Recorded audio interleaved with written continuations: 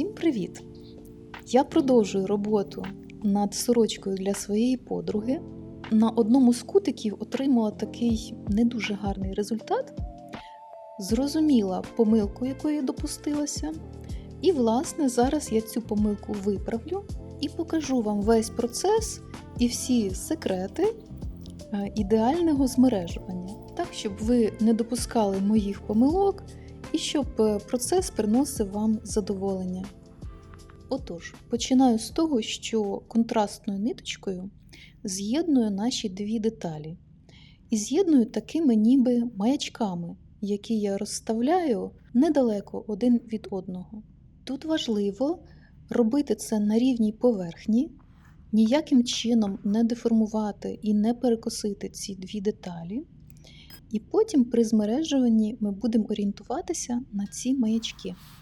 Ну і, власне, ось тут і криється сам секрет ідеального змережування. Для того, щоб воно все ідеально і красиво лягало, нам потрібно ту деталь, яка скроєна по прямій, тримати ближче до себе.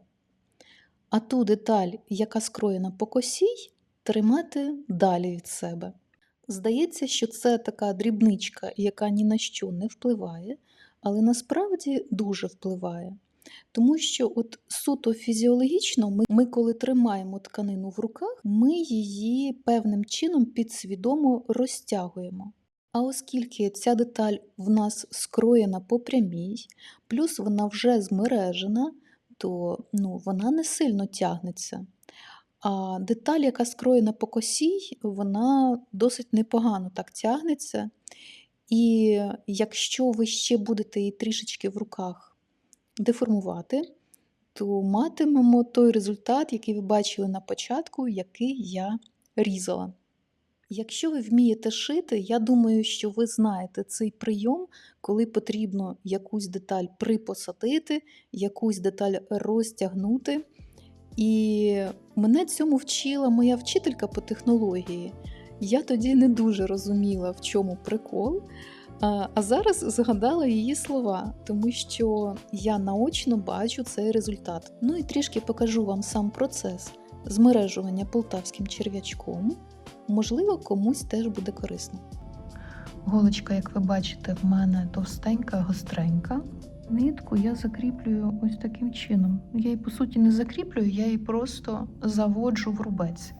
Бо зараз ми будемо робити змережування, і ми її там закріпимо уже самим безпосередньо змережуванням. Ось. Тому просто ось так завела туди кінчик і все. І виходжу на лице. Оця штука мені вже не потрібна.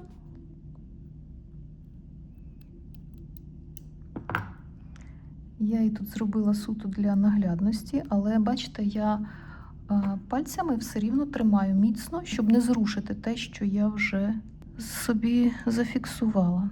Обережненько, щоб не висмикнути ту нитку.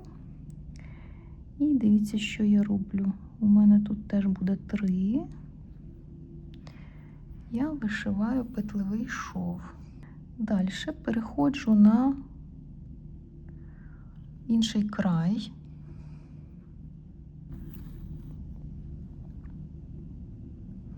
Ось таким чином. І тепер, дивіться, я роблю вигляд, що у мене ось це моя пара, от в полтавському змережуванні, яку треба зафіксувати поперечним стібочком. Ось, я її фіксую. І далі уже йду собі як своїм полтавським черв'ячком. Ось. Це в мене буде верхня пара. Зараз я трошки пройдуся, щоб воно було зрозуміліше, що в мене тут відбувається. Так? І основний принцип, який мені дуже допоміг при роботі з полтавським черв'ячком, це те, що кожен стібок, він виконується навпроти. Тобто, якщо от у нас був стібок зверху, то наступний буде або стібок знизу, або фіксуючий стібок зверху, але він теж буде навпроти цього стібка. І ось дивіться, я можу себе перевірити, чи не зрушила ніде тканинка. Бачите, щоб ось цей маячок, от щоб він ніде не покосився. Якщо я його вишила ось так перпендикулярно до шва, то він повинен залишатися ось саме таким перпендикулярним. Ну і слідкувати, щоб воно нікуди не поїхало, і буде красивенько. Тут іще хочу показати, як я з'єдную дві нитки при змережуванні. Дивіться, я спробувала по-різному, і в результаті зупинилась на тому, що я просто собі зв'язую вузликом дві нитки. Ну, наче до робочої доточую нову ниточку, потім ось так охайненько його ховаю на виворіть і продовжую той стібок, на якому я зупинилась. Мені так здалось найпростіше це все робити. З лиця взагалі не видно, де там я ту нитку допасовувала. Так? Потім, коли я вже закінчу змережування, я ті всі кінці, які залишились з вивороті, я їх заховаю в рубець і все. Бо коли я нитку ховала, потім починала нову, було дуже видно, переривався хід цього черв'ячка. Тому ось такий в мене ще один лайфхак для вас. Можливо, комусь він теж спростить життя. І ось маємо такий результат. Тобто воно рівнесенько лежить, воно нікуди пузирями не вздувається. Це воно ще тільки вишито, не розпрасоване нічого. Так? Як ви бачите, результат дуже непоганий. Тому користуйтеся, майте користь, діліться своїми лайфхаками зі змережування. Впевнена, що багатьом це буде теж корисно, я теж послухаю. І до зустрічі!